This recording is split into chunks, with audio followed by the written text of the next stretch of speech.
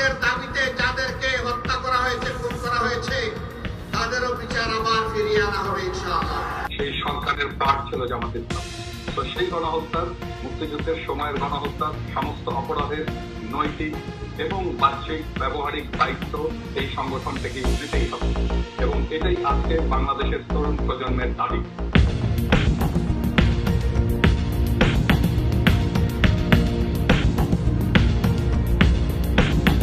2013 সালে শাহবাগের গণজাগরণ মঞ্চ প্রতিষ্ঠা করে বাংলাদেশের বিচার ব্যবস্থাকে কলঙ্কিত করেছিল, বাংলাদেশের বিচার ব্যবস্থাকে ধ্বংস করেছিল। এই শাহবাগীদের বিচার ফিরিয়ে আনা হবে এবং এই ট্রাইব্যুনালেই তাদের বিচার হবে, এমন একটি মন্তব্য তিনি সেখানে করেছেন। এবং সেই মন্তব্যের আলোকেই মূলত শাহেদ আলম তার ফেসবুক পেজ এবং ইউটিউবে একটি ভিডিও উপস্থাপন করেছেন, যে ভিডিওতে তিনি বলার চেষ্টা করেছেন যে যদি এই বিচার ফিরিয়ে আনা হয় তাহলে সেই বিচার থেকে পিনাকি ভট্টাচার্য কি বাদ পড়বে কিনা, অথবা পিনাকি ভট্টাচার্য কি বিচারের মুখোমুখি হতে যাচ্ছেন কিনা। শাহবাগীদের বিচার চেয়েছিল জামাত ইসলাম। তারপর আমরা দেখেছিলাম পিনাকি ভট্টাচার্য বলেছিল যদি বিচার হয় আমি নিজে গিয়ে আত্মসমর্পণ করব, কারণ শাহবাগে গিয়েছিলেন পিনাকি, তিনি সেখানে গিয়ে নিজে আত্মসম্মান থেকে তিনি ক্ষমা চেয়েছেন এবং তিনি এখানে যাওয়া যে ভুল হয়েছে জানিয়েছেন। তো পিনাকি ভট্টাচার্য যে ক্ষমা চেয়েছেন এবং তিনি কি আসলে আত্মসমর্পণ করবেন কিনা, এবং পাশাপাশি তার এই বিষয়টা নিয়ে আবার ক্রিটিসাইজ করে কথা বলেছেন বিরানি যেই ইসকন আলম, শাহেদ আলম। তো এই বিষয়গুলো নিয়ে পিনাকি আত্মসমর্পণ করবে কিনা এবং শাহবাগে তিনি আসলে গিয়েছেন কিনা, এই বিষয়গুলো নিয়ে আলোচনা করেছেন নায়েব আলী ভাই। তার আলোচনা শুনলে বুঝতে পারবেন যে পিনাকি, শাহেদ আলম এদের মধ্যে আসলে এই বিষয়টা নিয়ে কি হয়েছে।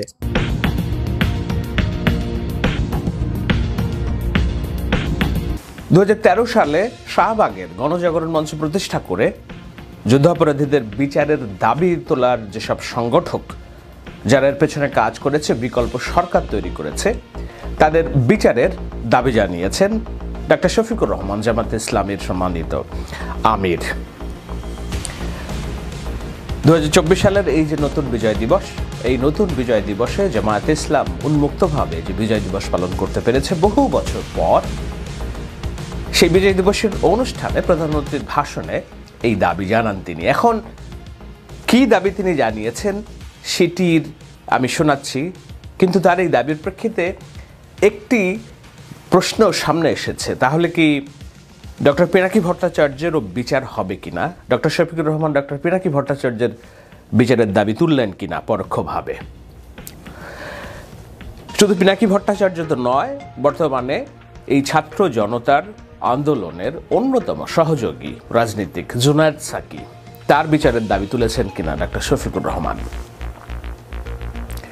কেন আমি এই কথা বলছি? এই কথা বলছি এই কারণে যে আমার কাছে 2013 সালের বিডি নিউজের একটি ওই সময়ের নানান রকম ঘটনা প্রবাহের তো তথ্য প্রমাণ সেইভাবে নেই, কিন্তু ডক্টর পিনাকি ভট্টাচার্য তিনি যে গণজাগরণ মঞ্চের অন্যতম সংগঠক ছিলেন তার প্রমাণ এখনো রয়ে গেছে বিডি নিউজের এই লিঙ্কটাতে, যেখানে দেখা যাচ্ছে তিনি বসে আছেন গণজাগরণ মঞ্চের অন্যতম সংগঠক হিসেবে বক্তৃতা দিচ্ছেন, এবং তার পাশে যেই ছবিগুলো প্রকাশ হয়েছে একজন আছেন আরিফ জেপতিক, যিনি এখনও সোশ্যাল মিডিয়াতে সক্রিয় আছেন। আওয়ামী লীগের রাজনীতি সরাসরি তিনি হয়তো সেভাবে করেন না, কিন্তু শাহবাগের গণজাগরণ মঞ্চের অন্যতম সংগঠক তিনি।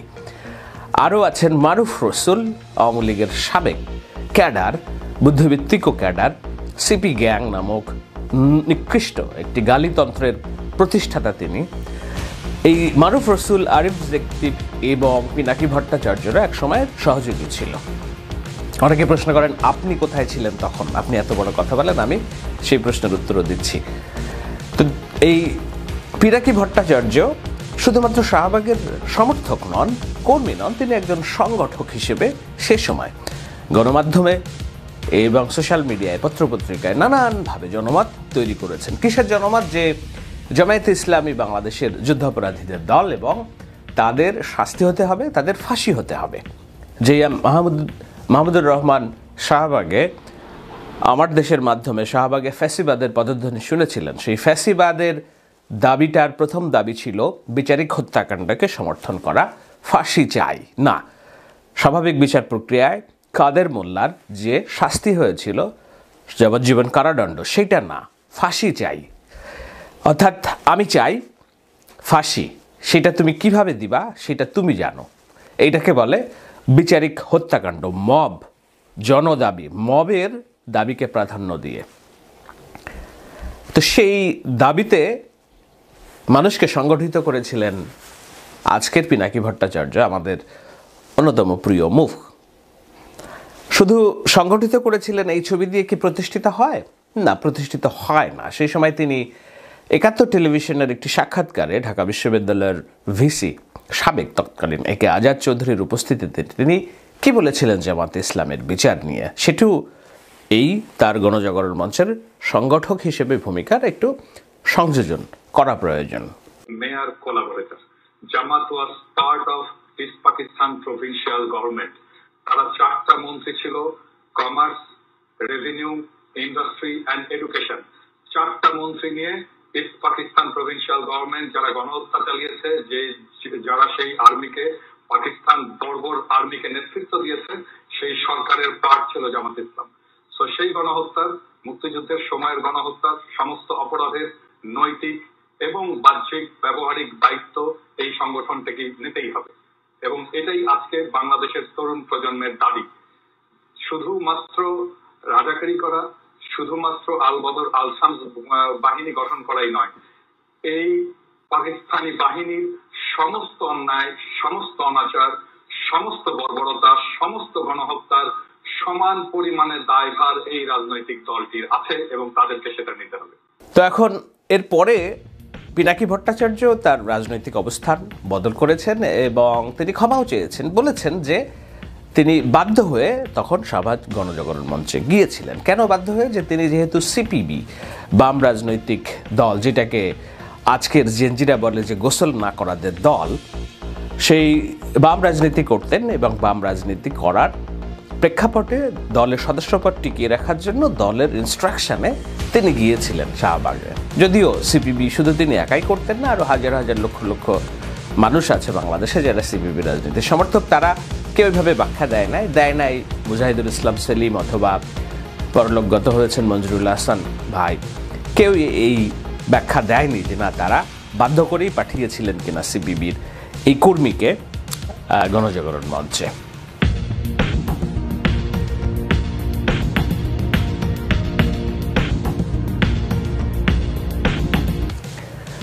আজকে কেন আমি এই আলোচনাটা করছি এই কারণে যে এই অভিযোগ কি আমি তুলেছি, না সেদিনের যারা গণজাগরণ মঞ্চের সংগঠক পিনাকি ভট্টাচার্যের সাথে মিলে যারা এই ফাঁসির দাবি তুলেছিলেন রাজাকারদের, তারাই তুলছেন।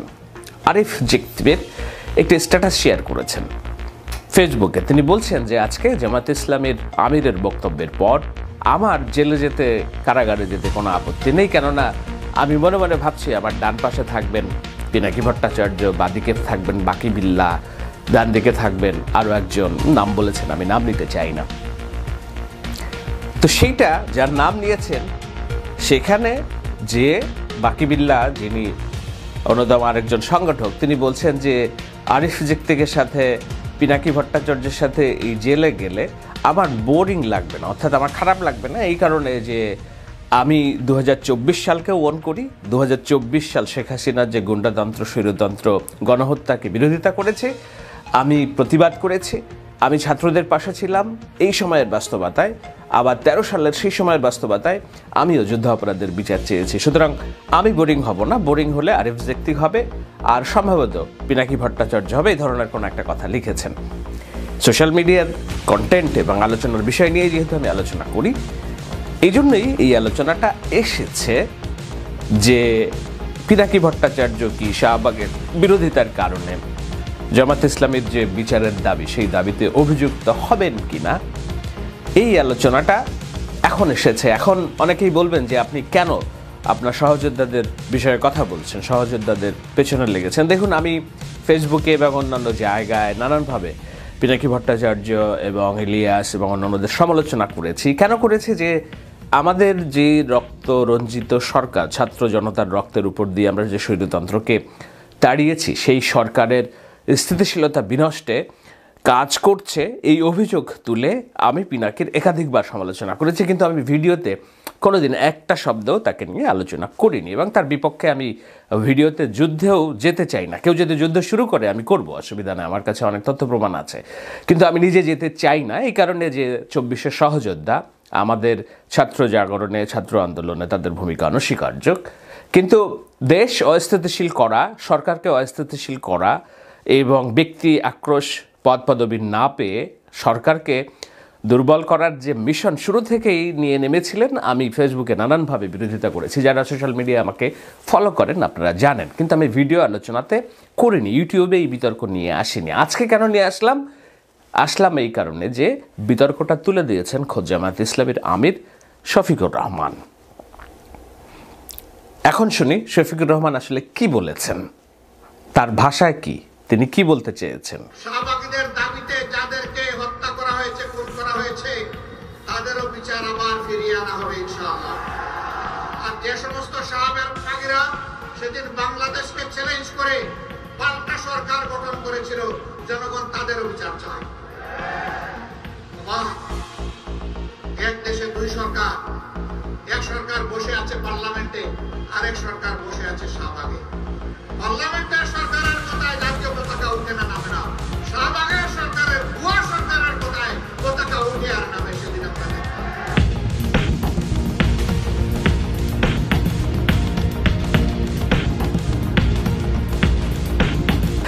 এখন যা কথা বলার আমি পেছনে বলে দিয়েছি। আমি শাহবাগে আমার ভূমিকা কি সেটি একদম শেষে বলছি, তবে তার আগে এই ট্যাগিং, অর্থাৎ এক পক্ষ শাহবাগ এক পক্ষ রাজাকার, এই যে বিভক্তি এবং এই যে দ্বন্দ্ব আমাদের শুরু হলো, যেটা আবার উস্কে দিলেন ডাক্তার শফিকুর রহমান, একটা রাজনীতির শীর্ষ পদে থাকা একজন ব্যক্তি, সেটি আমাদের সমাজকে কতখানি ঐক্য থাকবে না বিভক্তি থাকবে। আপনারা বলবেন যে এই ঐক্য তো নেই, এইটা বিভক্ত এরই মধ্যে। এখন ঠিক আছে, সমাজ বিভক্ত থাকে, বিভক্ত সমাজকে নিয়ে আমাদের এগিয়ে যেতে হয়, কোথাও না কোথাও আমাদের এক হতে হয়, ছাড় দিতে হয়, ত্যাগ স্বীকার করতে হয়। ডক্টর শফিকুর রহমান যদি বলতেন, কিংবা তার যদি এই ধরনের ধারণা থাকতো যে জামায়াতে ইসলামের যারা শীর্ষ নেতা তাদেরকে বিচারিক হত্যাকাণ্ডের মাধ্যমে তাদেরকে বিচারের হত্যাকাণ্ড সংগঠিত করা হয়েছে, ইতিহাসের ক্ষত তৈরি হয়েছে এবং এই বিচারিক হত্যাকাণ্ডের জন্য আমরা জনগণের কাছে এর বিচার চাই, আমরা জনগণের কাছে এর বিচার দিলাম, সেটা একরকম ভাষা হতে পারত। অথবা তিনি এটাও বলতে পারতেন যে কোনো হত্যাকাণ্ডই আসলে ঘৃণার। 24-এর যে হত্যাকাণ্ড হয়েছে এর যেমন বিচার হতে হবে তেমনি, এবং এই বিচারের জন্য এই দলকে ক্ষমা চাইতে হবে, আওয়ামী লীগকে ক্ষমা চাইতে হবে, অথবা তাদেরকে নিষিদ্ধ করতে হবে। ঠিক সেই দাবি যদি তিনি তুলতেন, তাহলে আবার 71-এর ভূমিকার জন্য জামায়াতে ইসলামের নিষিদ্ধ করার ভূমিকাও কিংবা দাবিও সামনে চলে আসতো মাঠে। তো সেই রকম যে আমাদের যে বিভেদ, আমাদের যে দ্বন্দ্ব, আমাদের এই যে 71 প্রশ্নে, 24 প্রশ্নে আমাদের রাজনৈতিক দলগুলোর যে অনৈক্য এবং আমাদের সমাজে যেসব নানান মত এবং পথ রয়েছে, সেগুলোকে সামনে কিভাবে আনা যায়। খুব ভালো হতো যদি জামায়াতে ইসলামী নতুন নামে বাংলাদেশে একটি রাজনীতি করতে পারতো, যেখানে 71-এর কলঙ্ক তারা আর বয়ে বেড়াতে হতো না। খুব ভালো হতো যদি আওয়ামী লীগকে সামগ্রিকভাবে আমরা নিষিদ্ধ করে জামায়াতে ইসলামী এবং আওয়ামী লীগকে একই সাথে নিষিদ্ধ করার বিল সংসদে কিংবা ছাত্র জনতা আনতে পারতো, যে এই দুটি দলের গায়ে কলঙ্কবোধ আছে, সুতরাং এরা এই নামে আর রাজনীতি করতে পারবে না। এই প্রশ্নে একটা গণভোট চাই আমরা, যেমন গণভোটের যে বিধান এসেছে পঞ্চদশ সংশোধনী বাতিলের মধ্যে। তাহলে কি হতো, যারা আওয়ামী লীগের সমর্থক, মুক্তিযুদ্ধের সমর্থক, কিন্তু শেখ হাসিনার স্বৈরতন্ত্র, শেখ হাসিনার চাঁদাবাজি, আওয়ামী লীগের এই যে গণহত্যার দায়ের বোঝা ঘাড়ে নিতে চায় না, তারাও নতুন নামে রাজনীতি করার সুযোগ পেত। আবার তরুণ প্রজন্ম, জামায়াতে ইসলাম কিংবা শিবিরের যাদের হৃদয়ে বাংলাদেশ, তারাও নতুন নামে রাজনীতি করার সুযোগ পেত। 71-এর যে দায়, ইতিহাসের দায় হয়তো নেওয়া লাগতো না তাদের। এটা একটি সম্ভাবনা ছিল। এখন সেই দাবি তুলবে কিনা আজকে ছাত্র তরুণ প্রজন্ম, যে না, আমরা গণভোট চাই, আওয়ামী লীগ এবং জামায়াত ইসলাম একই সাথে নিষিদ্ধ করা হবে, কেননা বাংলাদেশের জনগণের উপরে এই দুটি দলের ঐতিহাসিক রক্তের দায় আছে। আমি জানি দর্শকরা অনেকেই পছন্দ করবেন না, কিন্তু কে পছন্দ করলো কে পছন্দ করলো না সে বিষয়টি নিয়ে তো আমি আলোচনা করি না। আমি আলোচনা করি একেবারে কঠিন সময়েও নিরেট সত্য কথা বলার জন্য। আদারওয়াইজ এই যে শাহবাগের জাতীয় বিচারের দাবি তুললেন ডক্টর শফিকুর রহমান, এটি একটি দীর্ঘমেয়াদী বিভক্তি ডেকে আনবে আমাদের জাতীয় জীবনে। আমরা নিজেরা টের পাবো না যে এই ট্যাগিংয়ের রাজনীতি আবার কবে আমাদের উপরে কুড়াল, চাপাতি, হাতুড়ি এবং রক কাটার টুলস হিসেবে সামনে ফিরে আসবে। হুমায়ুন আহমেদ তার একটি নাটকে তুই রাজাকার একটি স্লোগান ব্যবহার করেছিলেন। তারপর থেকে রাজাকার শব্দটি গালিতে পরিণত হয় বাংলাদেশের জনমনে। সেই রাজাকার শব্দকে পুঁজি করে শাহবাগের গণজাগরণ মঞ্চ, রাজনৈতিক ভিন্নমত সবাইকে জামাত, শিবির, রাজাকার ট্যাগ দিয়ে তাদেরকে মারার লাইসেন্স পেয়ে গেছিল আওয়ামী লীগ। আমরা আওয়ামী লীগের সেই ফ্যাসিবাদকে পরাস্ত করেছি এবং বলেছি ফ্যাসিবাদ আমরা আর ফিরিয়ে আনবো না, ফ্যাসিবাদী বন্দোবস্তের পতন।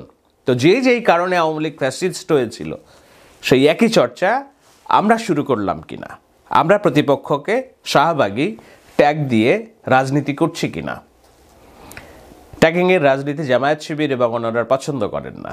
তারা অনায়াসেই নিজেদেরকে খুব দুর্বল, কষ্ট পান যদি তাদেরকে রাজাকার বলা হয়, কিন্তু একই সাথে পরক্ষণেই তারা অন্যকে শাহবাগী ট্যাগ দিয়ে তুই গোসল কর এই ধরনের কথা মজা পান খুব, তাই তো?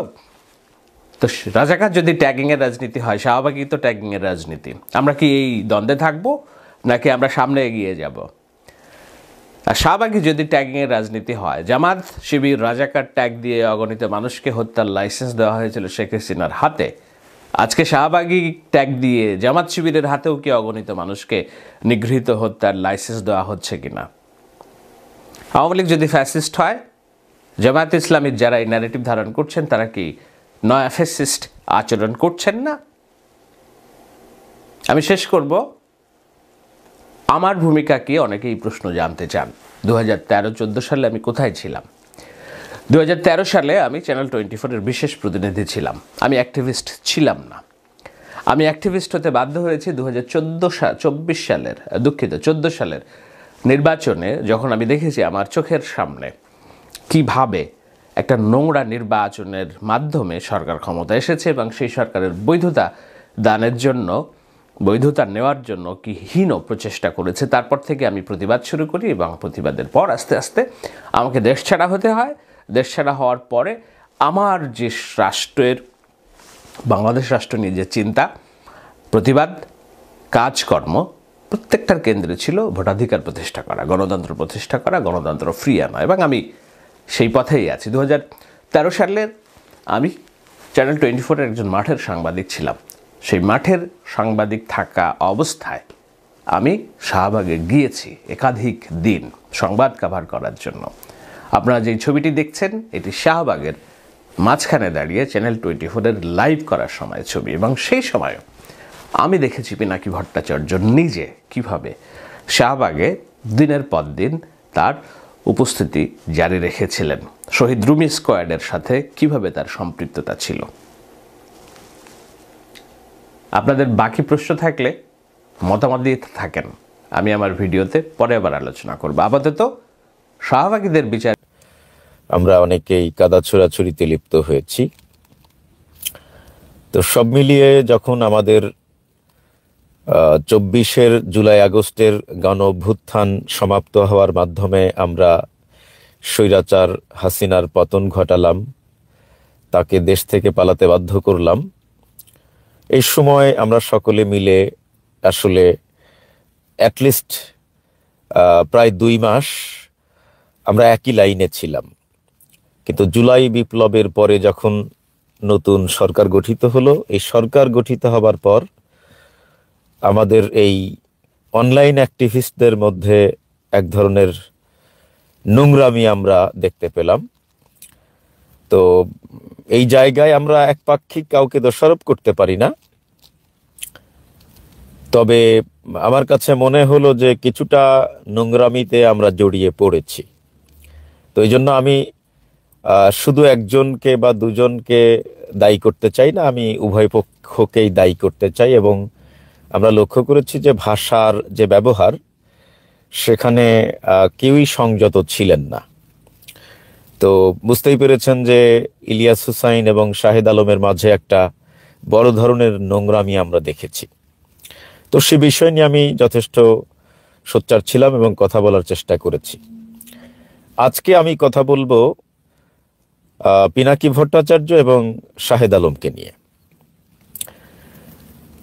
শাহেদ আলম তার আলোচনায় দাবি করেছেন যে তিনি 2013 সাল পর্যন্ত সাংবাদিক ছিলেন এবং 14 সালের বিনা ভোটের নির্বাচনের পরে তিনি অ্যাক্টিভিজম শুরু করেছেন।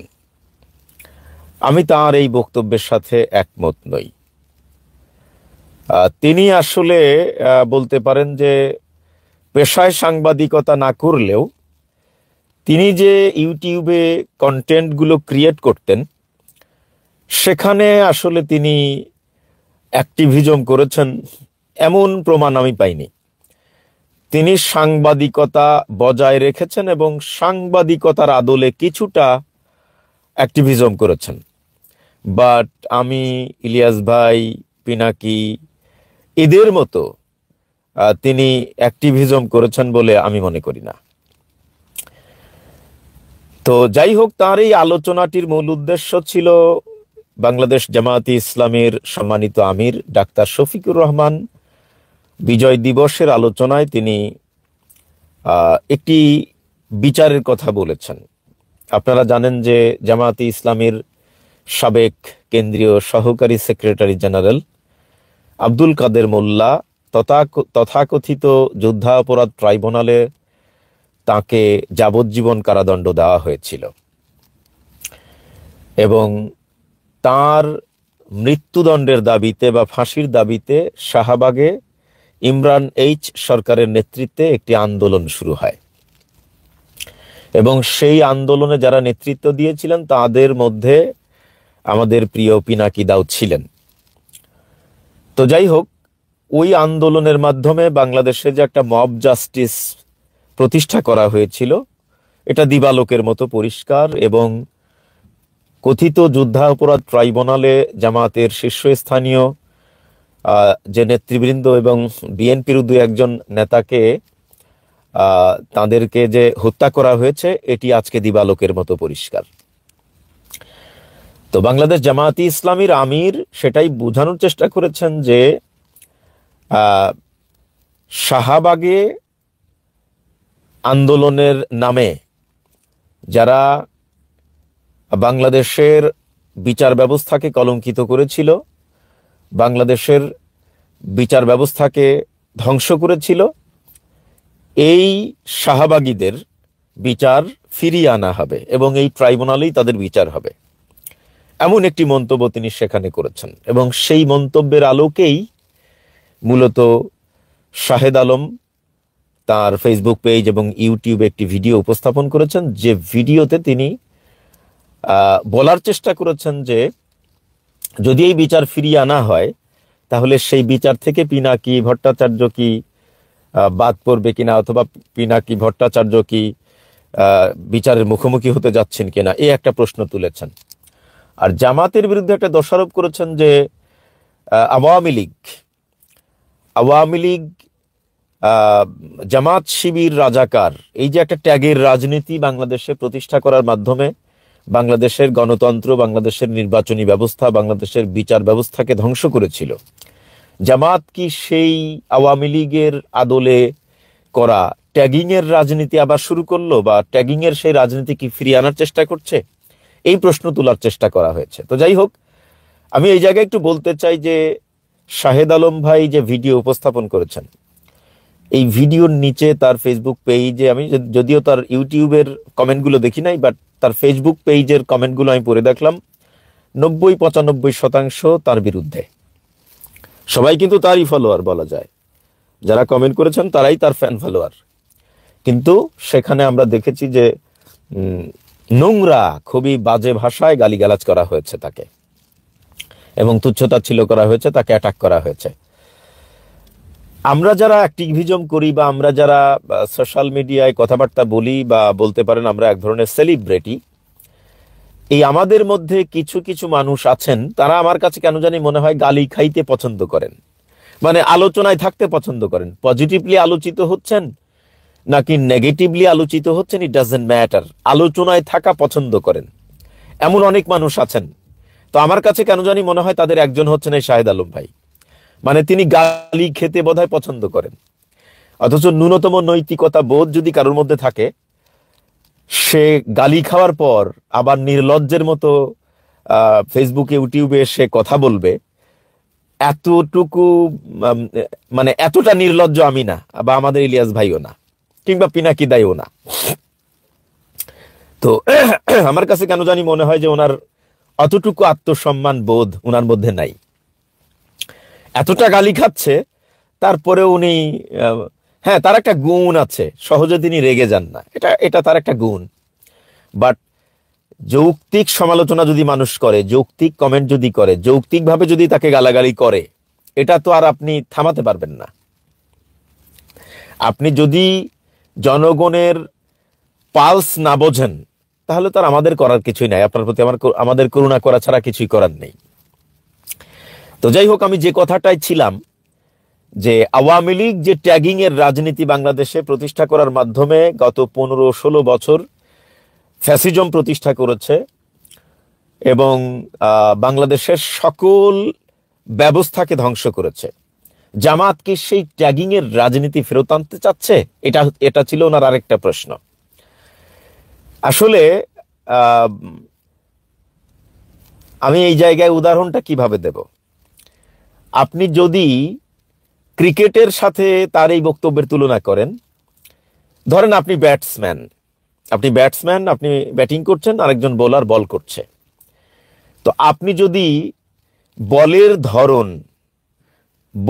ধরন বুঝে ব্যাটিং করেন, তাহলে আপনি অনেক সময় ক্রিজে টিকে থাকতে পারবেন এবং সহজে আউট হবেন না। অর্থাৎ আমি বোঝাতে চাচ্ছি যে কোন বলে ছক্কা মারতে হবে, কোন বলে বাউন্ডারি মারতে হবে, আর কোন বল সমীহ করতে হবে, ঠেকাইতে হবে, এই এতটুকু নলেজ যদি আপনি একজন ব্যাটসম্যান হিসাবে আপনার না থাকে, তাহলে তো আপনি ক্রিজে টিকে থাকতে পারবেন না। মানে আমি বোঝাতে চাচ্ছি যে আপনাকে বলের মেজাজ দেখে পিটাইতে হবে। আপনি যদি আগেই রেডি থাকেন যে বোলার বল করতেছে, এই বলটা আমি ছক্কা মারবো, বলটা যদি ছক্কা মারার মতো না হয় তাহলে তো আপনি আউট হবেন। তো আমার কাছে কেন জানি মনে হয় যে বিরোধিতার খাতিরে বিরোধিতা করে হচ্ছে শাহেদ আলম ভাই। অর্থাৎ উনার নিজের একটা আদর্শ আছে, উনি বামপন্থী একজন সাংবাদিক, মানে যেখানে ইসলাম আছে সেখানেই তার চুলকানি। আপনি দেখবেন যে 5ই আগস্টের বিপ্লবের পরে বর্তমান অন্তর্বর্তীকালীন সরকারের অনেক উপদেষ্টা ভুল করেছেন, অনেক উপদেষ্টা সিদ্ধান্ত নিতে ভুল করেছেন। যেমন স্বরাষ্ট্র উপদেষ্টা সাম্প্রতিক সময়ে বিডিআর হত্যাকাণ্ড নিয়ে তার যে অবস্থান, মানে বলা যায় যে তিনি বিতর্কিত হয়ে গেছেন। আসিফ নজরুলের ব্যাপারে বিতর্কের তো শেষ নাই। তো বর্তমান অন্তর্বর্তীকালীন সরকারের কোনো উপদেষ্টার ভুল ত্রুটি নিয়ে তার কিন্তু কোনো লেখালেখি নাই, তার কিন্তু কোনো বক্তব্য নাই। আপনি পিনাকি দাকে দেখেন, পিনাকি দা যেমন ভুল ত্রুটি নিয়ে সমালোচনাও করেছেন, আবার যেখানে সরকার সঠিক সিদ্ধান্ত নিয়েছেন সেখানে কিন্তু বাহাবাও দিয়েছেন। যেমন পুলিশের আইজি নিয়োগের ব্যাপারে, প্রধান নির্বাচন কমিশনার নিয়োগের ব্যাপারে, ডক্টর মোহাম্মদ ইউনূসের হাইলি রিপ্রেজেন্টেটিভ নিয়োগের ব্যাপারে উনি কিন্তু সুন্দর প্রশংসা করেছেন। অর্থাৎ যেখানে প্রশংসা করার তিনি প্রশংসা করেছেন, যেখানে সমালোচনা করার সেখানে তিনি সমালোচনা করেছেন। কিন্তু শাহেদ আলম এই সরকারের কোনো সমালোচনা করেন নাই। তো এটা তো সাংবাদিকতা না, এটা অ্যাক্টিভিজম না। অ্যাক্টিভিজমটা হচ্ছে যে আপনি জনগণের পক্ষে কথা বলবেন, জনগণের পক্ষে কথা বলতে গিয়ে সরকারের বিরুদ্ধে গেলে বলতে হবে, সরকারের পক্ষে গেলেও বলতে হবে, কিন্তু সেটা তিনি করেন নাই।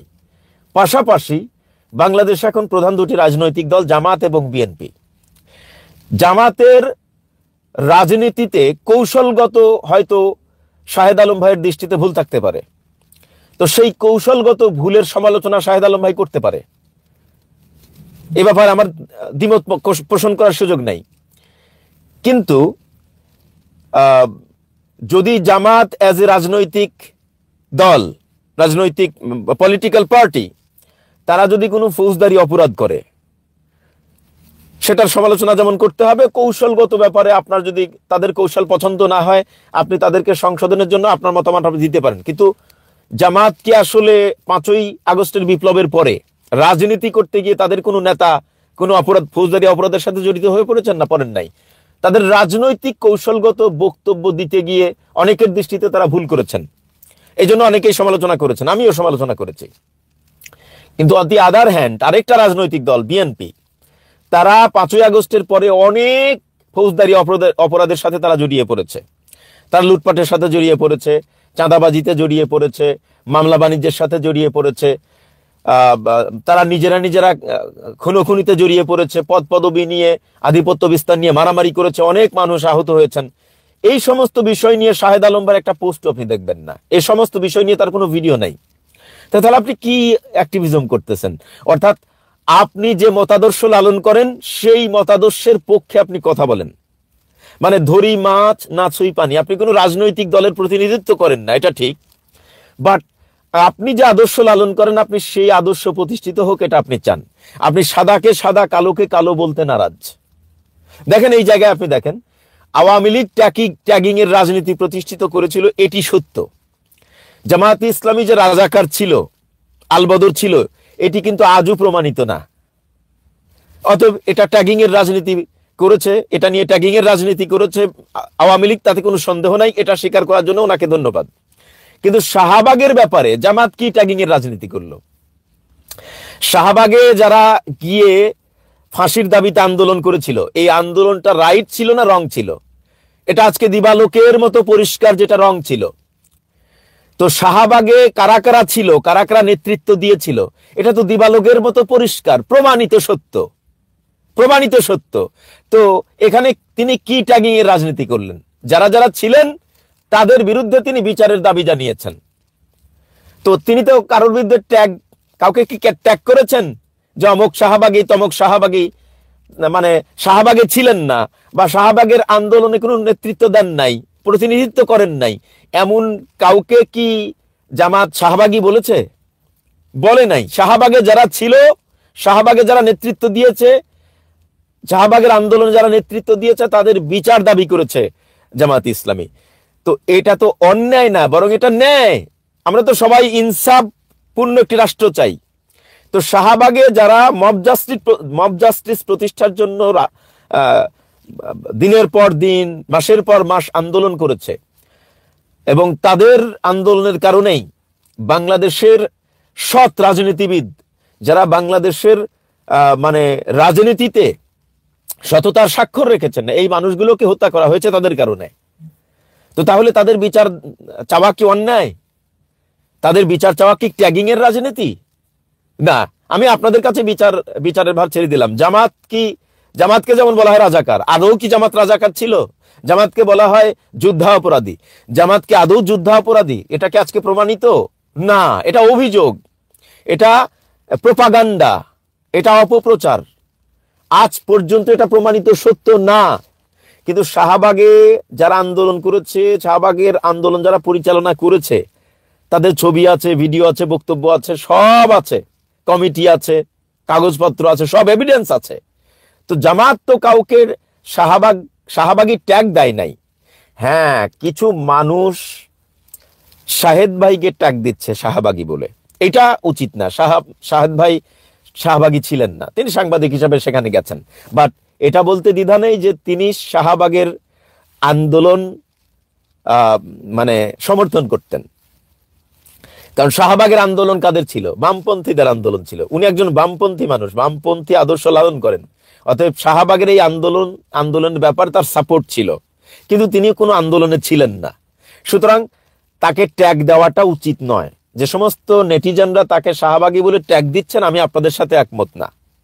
উনি হয়তো এটা মিন করেছেন, কিন্তু জামায়াতে ইসলামীর কোনো নেতা, জামায়াতে ইসলামীর কোনো রোকন তাকে শাহবাগী বলে ট্যাগ দিয়েছে, এই প্রমাণটা কি উনি উপস্থাপন করতে পারেন? বা দলগতভাবে আওয়ামী লীগ যেভাবে জামাত শিবির রাজাকার বলে ট্যাগিং এর রাজনীতি করেছে দলীয়ভাবে একেবারে কেন্দ্র থেকে, এমনি ভাবে জামাতের কেন্দ্র থেকে কি শাহেদ আলমকে শাহবাগী বলেছে? না, বলে নাই। তো যদি বলতো তাহলে কি জামাতের আমির শাহেদ আলমকে কল দিত?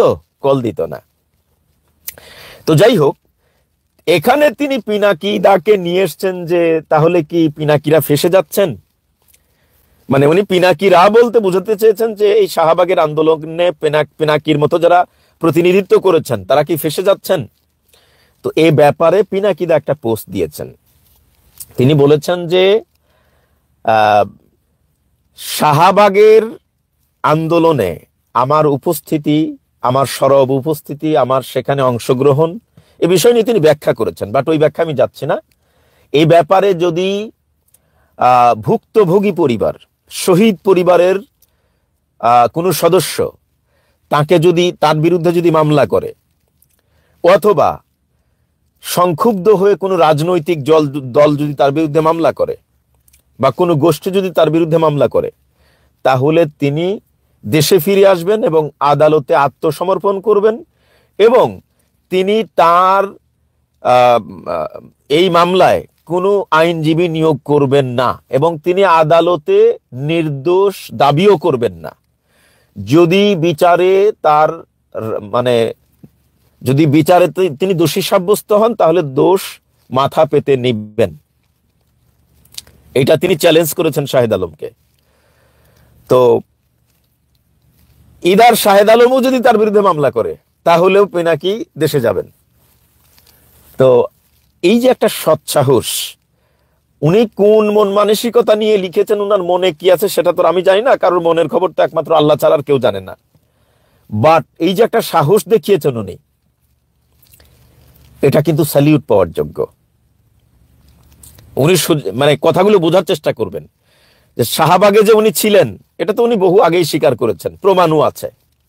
এবং আজও তিনি চ্যালেঞ্জ করলেন যে আমি ক্ষমা চেয়েছি, শহীদ পরিবারের সদস্যদের কাছেও ক্ষমা চেয়েছি, আমি কেন আমি সেখানে গিয়েছিলাম সেটাও আমি আমার ভিডিওর মাধ্যমে উপস্থাপন করেছি। এর পরেও যদি শহীদ পরিবারের সদস্যরা আমার বিরুদ্ধে মামলা করে, অথবা কোনো রাজনৈতিক দল সংক্ষুব্ধ হয়ে আমার বিরুদ্ধে মামলা করে, কিংবা কোনো সংগঠন যদি এই ঘটনায় আমার বিরুদ্ধে মামলা করে, তাহলে আমি দেশে আসব, আদালতে আত্মসমর্পণ করব, এবং আমি আমার পক্ষে কোনো উকিল নিয়োগ করব না। ইভেন আমি আদালতে আমি নির্দোষ এটাও দাবি করব না। বিচারে যা হবে সেটাই মাথা পেতে নেব। চ্যালেঞ্জ করেছেন।